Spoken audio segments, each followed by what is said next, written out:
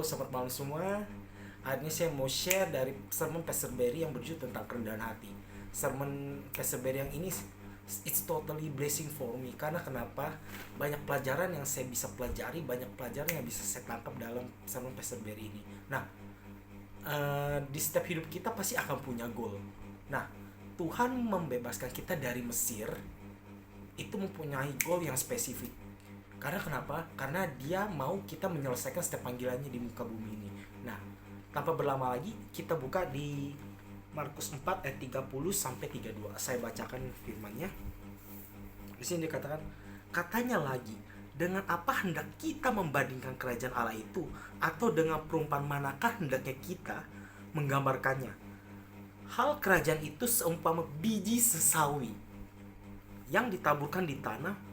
Memang biji itu yang paling kecil dari antara segala jenis yang ada di muka bumi.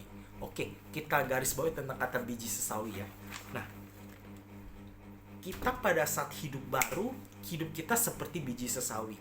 Sistem kerajaan Allah pada saat ditabur itu akan tumbuh.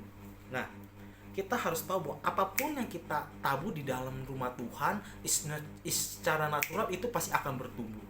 Nah, natural menjadi besar. Seperti pada saat kita mendengar firman, one day kita akan memberitakan firman. Pada saat dulu kita gampang sakit hati, tapi pada saat kita tertanam di rumah Tuhan, kita dapat mengasihi orang itu lewat kasih Tuhan dalam hidup kita.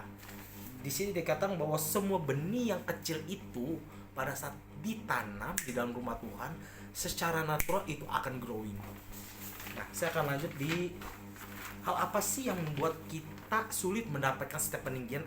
Yang pertama adalah kerendahan hati. Untuk ditabur dalam kerajaan Tuhan, kita harus mempunyai yang namanya kerendahan hati. Kerendahan hati itu berbicara tentang apa sih? Yang lama harus digantikan dengan yang baru. Artinya pada waktu firman diberitakan, kita harus percaya bahwa Tuhan sudah menyediakan yang terbaik di dalam setiap hidup kita. Nah, kerendahan hati simple, tidak bisa terjadi pada saat hati kita keras. Fakta dalam Alkitab adalah Yesus dibaptis oleh Yohanes.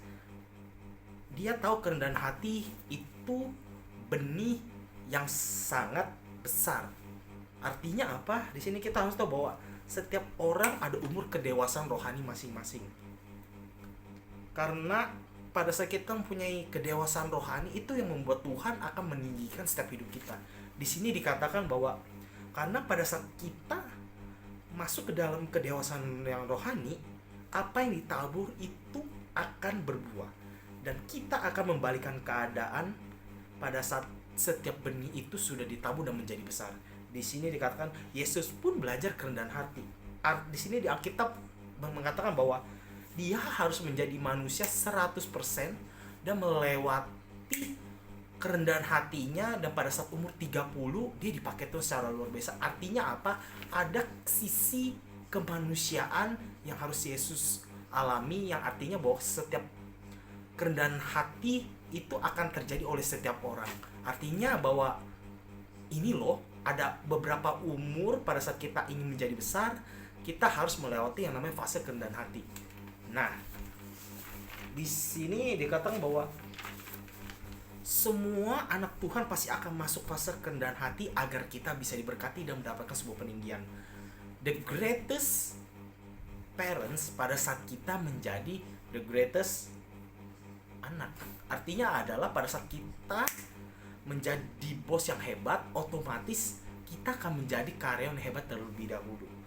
Nih, seringkali banyak orang tidak bisa berkati karena tidak mempunyai kerendahan hati.